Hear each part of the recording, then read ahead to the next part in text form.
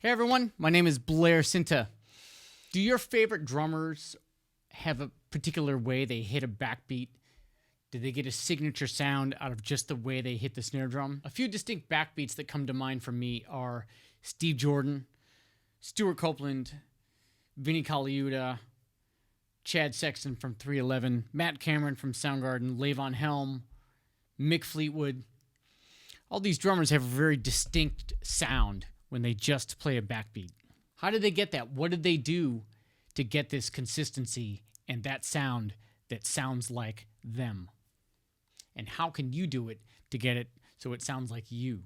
These drummers have chosen the sound they want, be it a crack, be it a thud, be it a ring, that happens every single time they hit the drum. Let's talk about some ways you can develop a signature sound for your backbeat.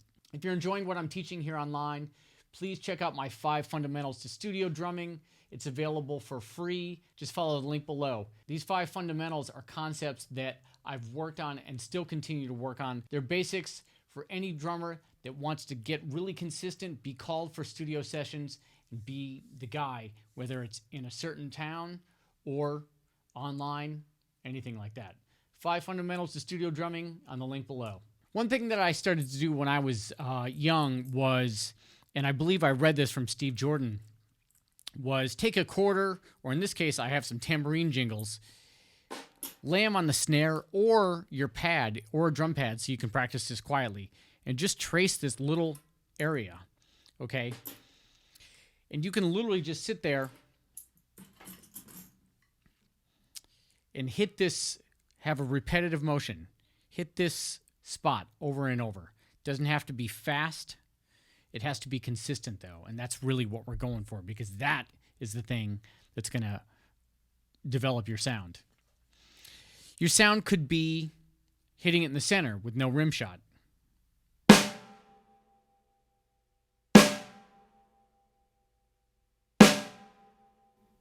It could be hitting it in the center with a rim shot.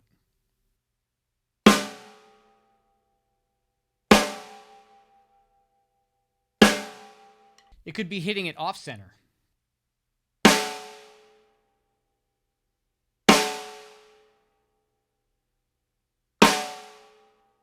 That way you get a ring every single time, the way the drum reacts. You could, if you wanted a thuddy sound and tuned lower, you probably definitely want to hit it in the center with no backbeat.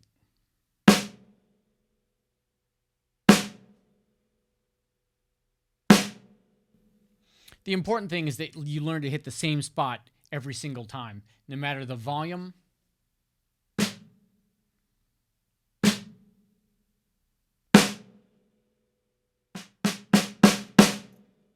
or the touch that you use. Second thing would be to pick a tuning.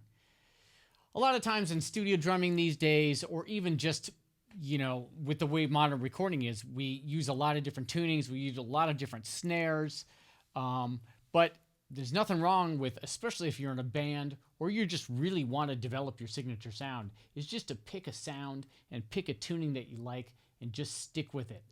And that way, whether you're playing in a club or in a large space like an arena or in a studio, it sounds like you. There's nothing like turning on the radio and knowing it's a certain drummer that's playing because of a snare sound. The third thing is to be aware. Be aware of the sound that you're creating, which means you're listening to the sound that's coming out of the drum and your whole kit. And whether this is a live situation or a studio situation, so you're consistent. Okay, be aware and be consistent. And this awareness will tell you if you've drifted. Part of this is mechanics, but part of this is your ears. Okay, this tells you if you're drifted from your spot. Okay, from your signature sound. Because if you hit it in one area one time and another area another time, your signature sound is all over the place. And maybe that could be a thing, but that's probably not what you're going for.